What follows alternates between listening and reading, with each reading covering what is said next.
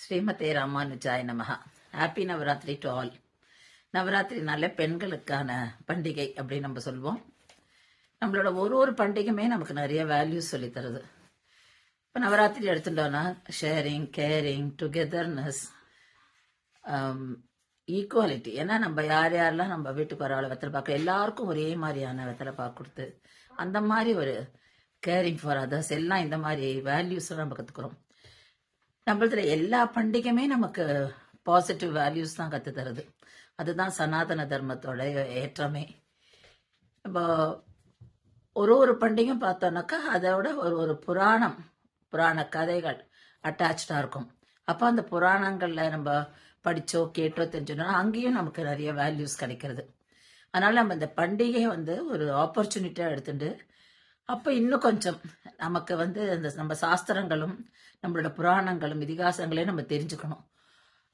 அதனால தான் இந்த வாட்டி நாங்கள் என்ன பண்ணியிருக்கோம்னா நவராத்திரி போது இந்த 9 நாளும் எப்படி சனாதன தர்மத்தில் பெண்ணுக்கு முக்கியத்துவம், பெண்ணுக்கு ஒரு சிறந்த இடம் எல்லாம் கொடுக்கப்பட்டிருந்தா அது இன்னும் இருக்கு அப்படின்றத நம்ம தெரிஞ்சுக்கலாம்.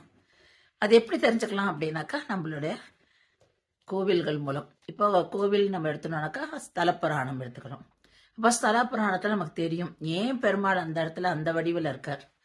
தாயார் அங்கே எழுதியிருக்கா, எந்த தாயார், என்ன திருநாமம் தாயாருக்கு, தாயார் எந்த கோலத்தில் அந்த கோவிலில் இருக்கா அப்படின்னு பார்க்கும்போது அதுக்கான ஒரு வரலாறு இருக்கும், ஒரு புராண கதைகள் இருக்கும். அதை நம்ம தெரிஞ்சுட்டோம்னா எப்படி நமக்கு முதல்லேருந்தே நமக்கு பெண்களுக்கு எப்படி ஒரு ஏற்றம் கொடுத்து வச்சிருந்தா, பெண்களுக்கு எப்படி ஒரு இம்பார்ட்டன்ஸ் கொடுத்தா அப்படின்றது நமக்கு புரியும்.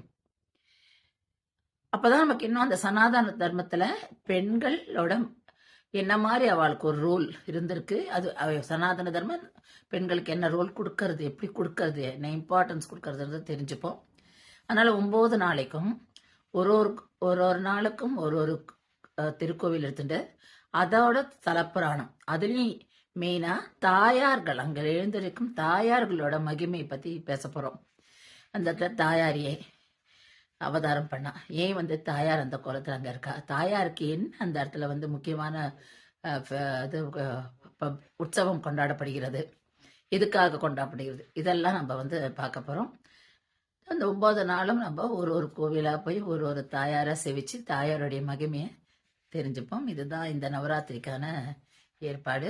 ப்ளீஸ் எல்லாரும் பாருங்க, பார்த்துட்டு ஃபீட்பேக்கும் கொடுங்க. And please subscribe our channel. ஸ்ரீமதே ராமானுஜாய நமஹா.